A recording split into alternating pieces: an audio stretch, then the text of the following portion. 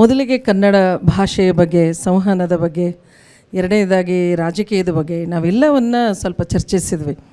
ನನಗೆ ನೆನಪಿಗೆ ಬಂದದ್ದು ಭಾಷೆ ಅಂದಾಗ ಪದನರಿದುಂ ನುಡಿಯಲುಂ ನುರಿದುದನ್ ಅರಿಯಲುಂ ಅರಿದುದನ್ ಮಾರ್ಪರ್ ನಾಡವರ್ಗಳ್ ಚದುರರ್ ಕಾವ್ಯ ಪ್ರಯೋಗ ಪರಿಣಿತ ಮತಿಗಳು ಎನ್ನುವಂಥ ನಮ್ಮ ಕವಿರಾಜ ಮಾರ್ಗದ ಈ ಸಾಲುಗಳನ್ನು ನೋಡಿದಾಗ ಜನಪದರ ಒಂದು ಭಾಷೆಯ ಶೈಲಿಗೂ ಶಿಷ್ಟರ ಒಂದು ಭಾಷೆಯ ಶೈಲಿಗೂ ಅನೇಕ ವ್ಯತ್ಯಾಸ ಉಂಟು.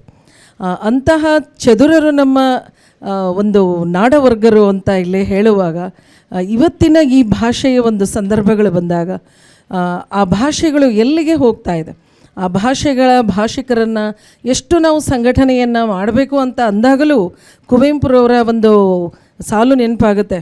ಸತ್ತಂತಿಹರನ್ನು ಬಡೆದೆಚ್ಚರಿಸು, ಕಚ್ಚ ಆಡುವರನ್ನು ಕೂಡಿಸಿ ಒಲಿಸು, ಹೊಟ್ಟೆಯ ಕಿಚ್ಚಿಗೆ ಕಣ್ಣೀರು ಸುರಿಸು, ಒಟ್ಟಿಗೆ ಬಾಳುವ ತೆರೆದಲ್ಲಿ ಹರಸು ಅನ್ನುವಂಥ ಸಾಲುಗಳನ್ನು ನೋಡಿದಾಗ ಇವತ್ತಿಗೂ ಭಾಷೆ, ಸಂವಹನ ಇವೆಲ್ಲವುಗಳು ಬಂದಾಗ ಒಂದು ಸಂಘಟನೆಗಳ ಒಂದು ಮಾತು ಬಂದಾಗ ಆ ಸಂಘಟನೆಗಳಿಗೂ ಎಲ್ಲೋ ಒಂದು ರೀತಿಯಲ್ಲಿ ಸಡಿಲಗೊಳ್ತಾ ಇದೆ ಏನೋ ಎನ್ನುವಂಥ ಮನೋಭಾವ. ಸರ್, ಇದಕ್ಕೆ ತಮ್ಮ ಅಭಿಪ್ರಾಯ? ಒಳ್ಳೆ ಪ್ರಶ್ನೆ ಕೇಳಿದಿರಿ.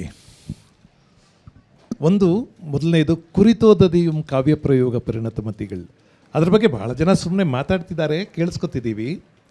ಆದರೆ ನಮಗೆ ನಮ್ಮನ್ನು ನಾಟಬೇಕಾದಂಥ ಅರ್ಥ ಏನು ಅಂದರೆ, ಅದು ಕನ್ನಡಕ್ಕೆ ಸಂಬಂಧಪಟ್ಟ ಹಾಗೆ ಹೇಳಿದ ಮಾತು. ಪ್ರಪಂಚದ ಬಹಳ ಭಾಷೆಗಳಲ್ಲಿ ಈ ಥರ ಓದದೇ ಇರೋರು ಸಾಹಿತ್ಯ ರಚನೆ ಮಾಡಿರೋದು ಇಲ್ಲ. ನಮ್ಮಲ್ಲಿ ಮಾತ್ರ ಇದೆ, ಅಥವಾ ನಮ್ಮಂಥ 4, 5, 10 ಭಾಷೆಗಳಲ್ಲಿವೆ. ಅಮೆರಿಕಾದಲ್ಲಿ ವಿಸ್ಕಾನ್ಸಿನ್ ಯೂನಿವರ್ಸಿಟಿನಲ್ಲಿ ಒಂದು ಫೋಕ್ಲೋರ್ ಸೆಕ್ಷನ್ ಶುರು ಮಾಡಿದರು. 10 ವರ್ಷಕ್ಕೆ ಮುಚ್ಚಿಬಿಟ್ರು. ಯಾಕೆಂದರೆ ಅಲ್ಲಿ ಇಲ್ಲ ಜಾನಪದ ಇಲ್ಲ, ಅಲ್ಲಿ ಏನೂ ಇಲ್ಲ. ಆದರೆ ನನಗೆ ಈಗ ಬರ್ತಾ ನಾನು ಸುಮ್ಮನೆ ನೆನಪಾಗ್ತಾ ಇತ್ತು, ನನ್ನೊಂದು ಪುಸ್ತಕದ ಹೆಸರು ಯಾಲಕ್ಕಿ ಗೊನೆ ಅಂತ. ಆ ಪದ್ಯ, ಆ ಸಾಲು ಬರೋದಕ್ಕೆ ಕಾರಣ ಏನು ಅಂದರೆ, ನನಗೊಂದು ಬಹಳ ಪ್ರಿಯವಾದ ಪದ್ಯ ಇದೆ. ಕಸವ ಹೊಡೆದ ಕೈ ಕಸ್ತೂರಿ ನಾತವು, ಕಸವ ಹೊಡೆದ ಕೈ ಕಸ್ತೂರಿ ನಾತವು, ಬಸವಣ್ಣ ನಿನ್ನ ಸಗಣಿಯ, ಬಸವಣ್ಣ ನಿನ್ನ ಸಗಣಿ ಬಳಿದ ಕೈ ಎಸಳ ಯಾಲಕ್ಕಿ ಗೊನೆನಾಥ.